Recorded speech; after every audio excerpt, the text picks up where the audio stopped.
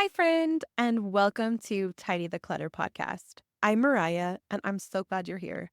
This is the place where we talk about real life ways to simplify your home and digital spaces. Let's face it, life gets busy real quick.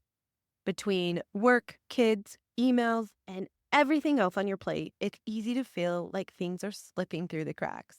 The good news, it doesn't have to stay that way. In each episode, I'll be sharing practical tips, small wins, and simple strategies to help you clear the clutter both in your physical and in digital spaces. You can feel more in control and have more time for what truly matters most to you. Whether it's setting up routines that stick, taming your inbox, or tackling toy chaos, my goal is to make getting organized doable, even on your busiest days. So grab your favorite drink, settle in, and let's get started. Do you ever look around and feel like the clutter is just too much to deal with? Like, where on earth do you even start? Yeah, I get you. I feel you. It's not just about the stuff, it's about feeling that pressure, that little knob of stress every single time you see that pile or that cluttered shelf. You open the closet and you're like, oh, yeah, that shelf is still there, and then shut it. I get it. Here's the thing, starting small, I'm talking really small, can actually make a big difference, even if it feels like you're never going to get through it. Today, we're going to chat about just how to take those first steps in decluttering so you can move from too much to I actually did something about it. Let's break down the overwhelm together. Let's just talk about what clutter does to us emotionally. For so many people, it's not just the clutter itself, it's that feeling of stress and even honestly guilt that seems to build up the longer it sits there. In episode 003, I talked briefly about how clutter itself can be a source of mental stress. And today, we're going to get a bit deeper into that feeling. It's almost like the longer the clutter stays, the bigger the weight, right? The more pressure you feel about looking at that cluttered pile and thinking, ugh, that looks yucky. I don't want to touch it. You're busy and it feels like you should have handled it by now. But with everything going on, who really has the time? That cluttered shelf in the closet just is not on my top priority. But here's the thing, it's important to remember that even a tiny start makes a difference. Tackling just one small area can start lifting that weight little by little, which in return turns out to be huge. I remember looking at my own cluttered desk the other day, and there were piles of papers, random pens, even some old mail that I probably should have taken care of long before then. And my oldest is in this reading challenge this year and brings me the books that she reads. So I need to plug them into my computer. Anyway, so I have a whole bunch of books too. I kept thinking to myself, I just don't have time. I don't have time to tackle all of that. There's no way. Finally, I told myself I'm only going to clear one drawer, and that's it. That one drawer turned into something very manageable. And you know what? It was enough to get me moving on the rest of the desk. The next day, I dedicated myself to the pile of papers and the mail. And then soon enough, my desk was clutter free. I promise this can be manageable for you too, even though it feels so overwhelming right now. Here's the thing, if you look at the whole room, or that whole closet, or even the entire desk, it'll feel like too much. So instead, just pick a single spot. Maybe it's one drawer or a single shelf. Or if your shelf is really bad, half of the shelf. But focus on that single spot. Honestly, sometimes it's as simple as clearing off the top of a desk or clearing off that one shelf on the bookshelf that seems to get all the mismatched books. Breaking it down doesn't mean you're not making progress. It just makes it doable. What if, just for today, you picked one surface? Like if your nightstand is a little cluttered, just focus there.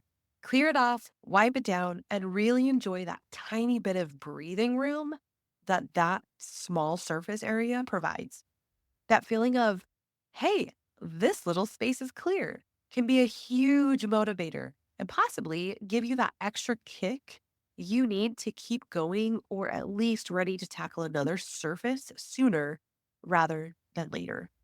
You might be thinking, okay, how much can one little space do? But that's actually where the magic happens. I call this micro decluttering. By just clearing one drawer or a single space, you're actually creating that sense of accomplishment. And that's huge. That's what we need to feel like when we are making progress. Starting with your bathroom drawer. We're going to go into the bathroom. We're going to focus on that drawer that's what the heck happened? Just one drawer. You'll notice that tiny boost when it's done, and you might even feel like doing a bit more. Not to mention, when you walk in and use the bathroom and you open that drawer, you'll be reminded of, hey, that looks nice. I did a good job. Dun, dun, dun. Don't feel like you have to tackle the whole bathroom, though. It's about those little quick wins. And side note, I have a freebie. It's great for those moments when you only have a few minutes, but you want to make a quick dent in your digital clutter. Because unfortunately, digital clutter clogs up space a lot like physical clutter. Okay, now let's talk about what to do if motivation is hard to come by. I personally love using a timer.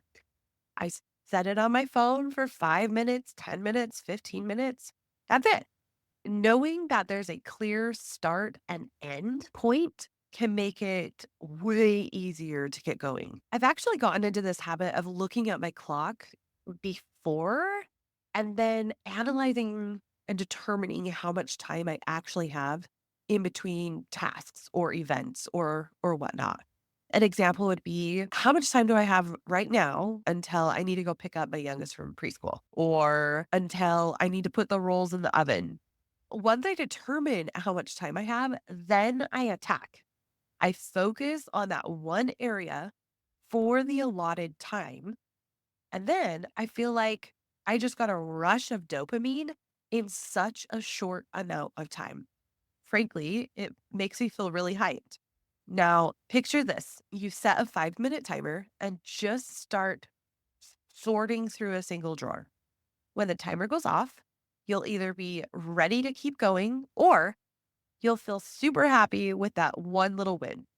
And if you're someone who thrives on sharing progress, tell a friend about it or post a before and after picture on social media. Having that accountability can make it feel like you're not alone.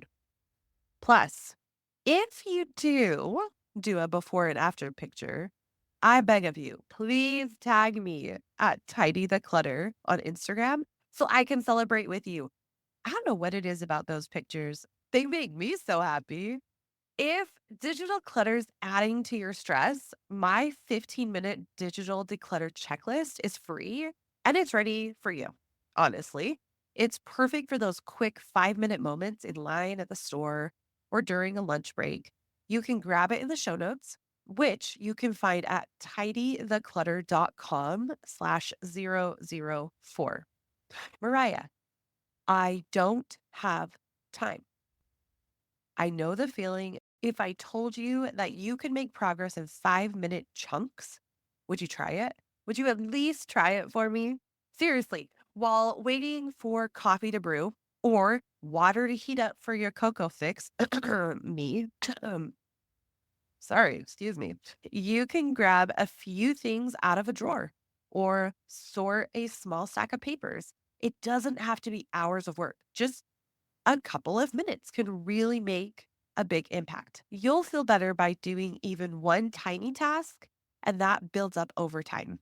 Small steps are still steps in the right direction. So, getting overwhelmed is real. It's real for everybody. When I find myself getting overwhelmed in a cluttered area or room, I try not thinking about the whole room. Can we can we call this selective vision? Like, can that be a thing? So, starting with something easy makes this selective vision even easier. I'm gonna start calling it like that. That's funny. Maybe it's a shelf in the bathroom or your desk drawer or the stack of mail you haven't went through. Once you finish, enjoy that sense of calm and accomplishment you created in that one area and give yourself permission to stop if you need to. If you want to keep going, great. But if you need to stop, then do it. There's no pressure. And no one is going to be standing there grading you on how much you do or how you do it. It's your own self that will feel accomplished and mentally clearer. And wait, if you're not up for tackling more after that, don't worry. Take it one tiny win at a time. You're still making progress, and that's what it's about, right? Today, we talked about starting small, picking one space, one area, and giving yourself permission to just do that. Use a timer, watch the clock, or you could even get an accountability buddy, whatever helps. This isn't about getting everything done. I've mentioned it before. It's about those small, manageable steps towards your progress. So here's what I'm challenging you to do this week. Pick one little area, just one, and declutter it. Maybe it's the nightstand. Maybe it's the bathroom drawer. Maybe it's even your wallet. See how that feels and don't stress about what's next. Next time on Tidy the Clutter, we're going to get into organizing when you are tight on time. I'll share tips for keeping things under control, even when your schedule's maxed out. Perfect for busy days when organizing feels like one more thing on your to-do list that gets pushed to way past its due date, if you know what I'm saying. If you haven't grabbed it yet, check out the 15-minute digital declutter checklist. It's quick, it's easy, just like we talked about today, only it focuses on digital spaces. Actually, let me know if you'd like me to put together a physical checklist. That might be pretty fun. You can find the digital checklist inside the show notes at tidytheclutter.com/004. If you found today helpful, share this episode with a friend, subscribe, and leave a review. Every bit of support helps more people find simple ways to take control of their spaces. Thanks so much for tuning in to the Tidy the Clutter podcast. I hope you're leaving today with at least one small step that you're excited to take. Remember, it's not about being perfect. It's about finding what works for you and building on it little by little. If you enjoyed today's episode, I'd love it if you'd give the podcast a follow and leave a quick review.